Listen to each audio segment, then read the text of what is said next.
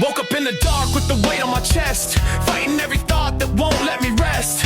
People say be strong, but they don't really see how it feels when your mind turns into an enemy. You fake the laughter, you hide the tears. You've been running in circles for too